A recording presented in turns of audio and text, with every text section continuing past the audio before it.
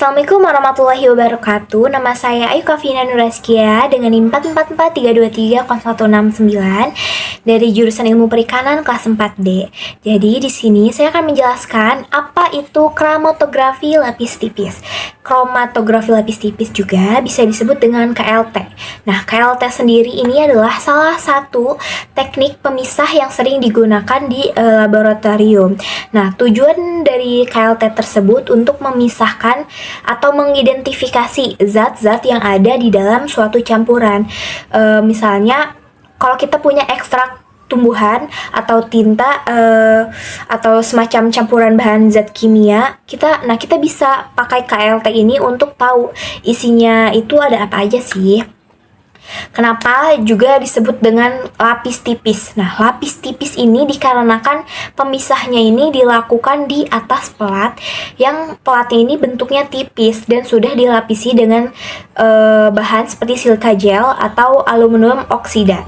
Nah, pelat tersebut itu dinamakan fase diam karena dia tuh diam di tempat, sedangkan pelarut yang nantinya kita gunakan untuk membawa zat-zat ini naik itu disebut dengan fase gerak.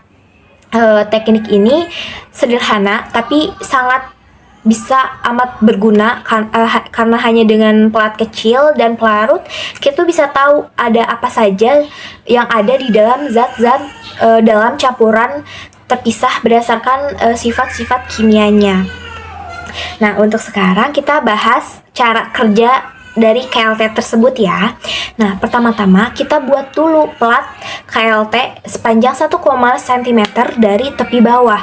Nah, garis ini tempat kita untuk meneteskan sampel yang nantinya akan diuji. Nah, lalu kita teteskan campuran yang tadi itu ke garis yang sudah kita buat.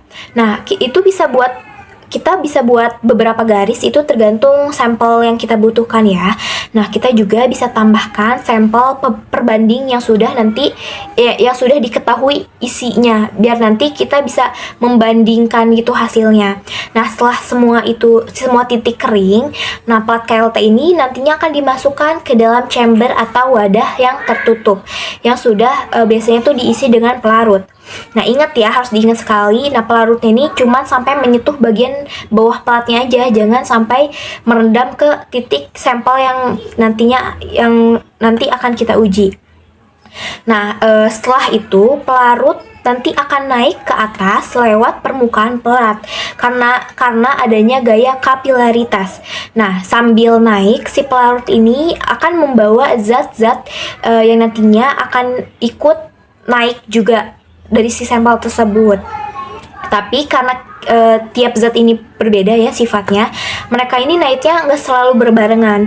Jadi zat yang tidak terlalu menempel di pelat ini akan ikut pelarut dan naiknya ini akan lebih jauh dibanding dengan zat yang lebih suka nempel di atas pelat.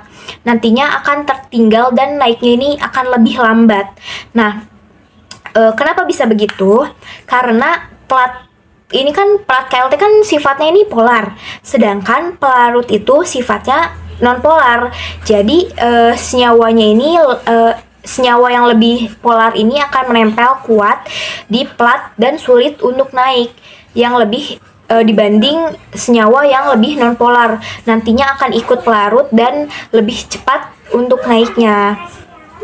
Setelah pelarut ini hampir mencapai bagian atas pelatnya, si pelat KLT ini nanti akan dikeluarin dari chamber, lalu kita tak beri tanda batas yang terakhir untuk si pelarut ini dengan pensil dan biarkan si pelat ini kering. Bisa juga kita angin-anginkan atau biarkan kering sendiri. Nah, kalau nanti pemisahnya tidak terlihat jelas, kita bisa menggunakan plat KLT ini di bawah sinar lampu UV atau menggunakan reagen kimia seperti iodin, ninhidrin atau vinilin. Nah, si reagen ini bisa juga disemprot atau platnya ini direndam di si reagen tersebut. Nah, kalau senyawanya tidak berwarna, plat biasanya sudah dilapisi bahan khusus seperti fosfor supaya bisa terlihat di bawah sinar UV. Dari sini kita bisa tahu atau menghitung nilai RF. Nah, RF sendiri adalah retention factor. Jadi si RF ini untuk mengetahui jarak tempuh atau nilai RF tersebut. Nah, rumusnya ini RF sama dengan jarak yang ditempuh senyawa dibagi dengan jarak yang ditempuh sama pelarut. Nah, semakin kecil nilai RF berarti senyawanya ini lebih polar karena lebih tertahan di pelat tersebut. Nah, sebaliknya nilai RF yang lebih besar ini nunjukin bahwa senyawa yang kurang polar ini lebih cepat ikut naik. Nah, dari situ jadi KLT ini sangat berguna untuk melihat isi dari suatu campuran dan cara kerjanya bisa dibilang tidak rumit. Nah, kita bisa tahu sifat suatu zat hanya dari seberapa jauh dia bisa bergerak di atas plat tersebut. Mungkin sekian penjelasan dari saya tentang kromatografi lapis tipis. Semoga mudah dimengerti dan bermanfaat. Mohon maaf bila ada kekurangan dan salah kata. Wassalamualaikum warahmatullahi wabarakatuh.